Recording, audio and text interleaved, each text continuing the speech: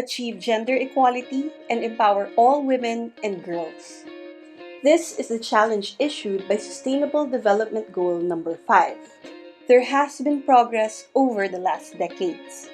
More girls are going to school, fewer girls are forced into early marriage. More women are serving in parliament and other leadership positions all over the world. And laws are being reformed to advance gender equality.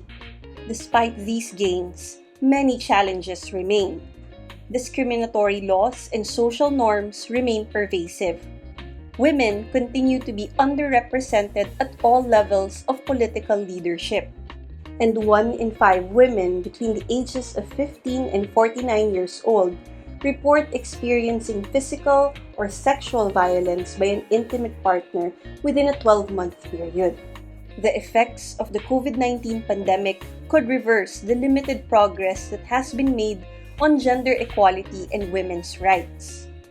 The COVID-19 pandemic exacerbates the already existing inequalities that women and girls experience across every sphere, from health to the economy, from security to social services.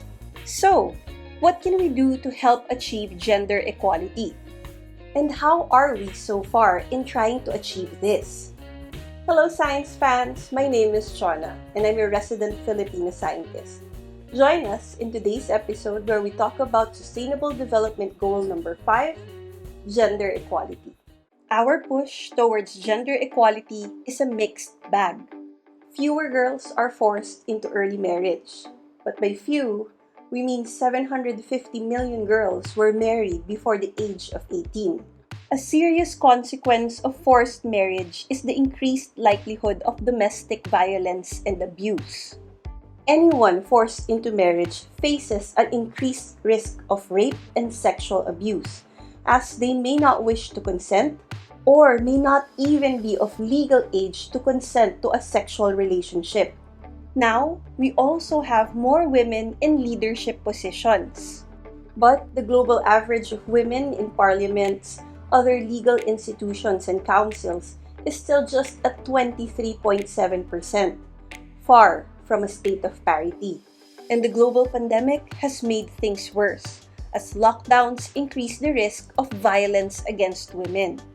In fact, cases of domestic violence have increased by 30% in some countries. Women play a disproportionate role in responding to the virus, including as frontline healthcare workers and carers at home. Women's unpaid care work has increased significantly as a result of school closures and the increased needs for the care of the elderly. Women are also harder hit by the economic impacts of COVID-19, as they disproportionately work in insecure labor markets.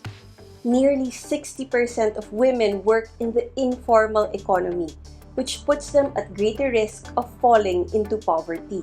And at the heart of all of this is how do we end all forms of discrimination against all women and girls everywhere? This is a very complex societal issue where we need to push back against old biases, traditions, and even religions. And how do we even quantify our progress? Speaking out helps. Empowering women to pursue traditionally male roles in society helps. And keeping the discourse alive and growing helps. But with more urgency, we need to eliminate all forms of violence against women and girls across both public and private spheres, including trafficking, sexual, and other types of exploitation. And here in the Philippines, violence against women appears as one of the country's pervasive social problems. In 2017, for example, 1 in 4 Filipino women ages 15 to 49 years old experienced some form of violence, be it physical, sexual, or emotional violence from their partners. And this has increased by at least 30% during the pandemic. SDG 5 also calls for the elimination of all harmful practices such as child, early, and forced marriage and female genital mutilation. And though it is not a local problem, it is shocking to find out that at least 200 million women and girls have undergone female genital mutilation. But the rates of girls ages 15 to 17 years old who have gone through this process have gone down from 1 in 2 girls in 2000 to 1 in 3 girls in 2017. SDG 5 wants nations to recognize and value unpaid care and domestic work through the provision of public services, infrastructure, and social protection policies. And all sectors must also share in the promotion of shared responsibility in the household and the family. SDG 5 demands that countries ensure women's full and effective participation and equal opportunities for leadership at all levels of decision-making in political, economic, and public life. And in the latest reports, the Philippines actually ranks first in terms of women leaders, with Filipino women holding senior leadership positions in mid-market businesses reaching up to 48% by 2020, even with the pandemic. And part of the goal to achieve gender equality is to ensure universal access to sexual and reproductive health and reproductive rights.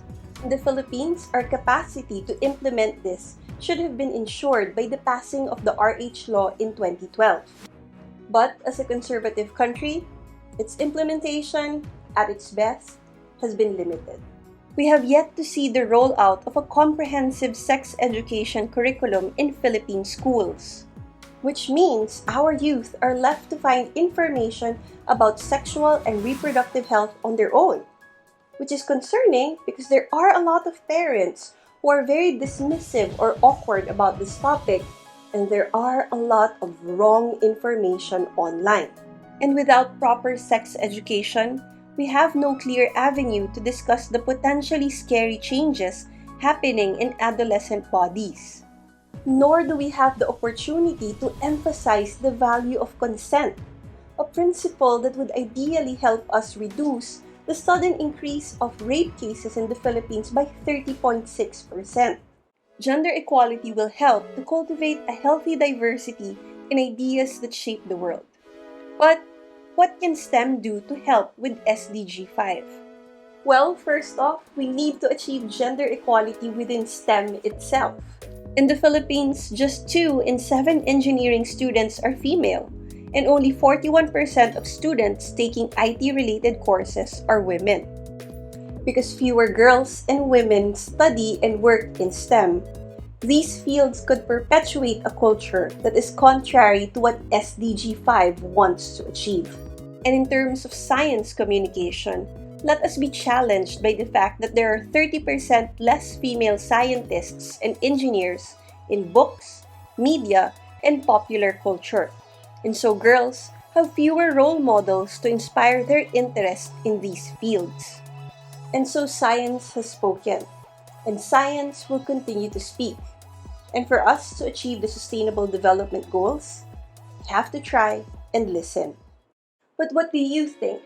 What science innovations are needed to help achieve SDG 5? And how should scientists cooperate with other sectors of society in order to achieve gender equality? Please share your thoughts and ideas in the comments section below. And to keep updated with the latest videos from SHE-ensya, please follow us on Facebook and on Instagram.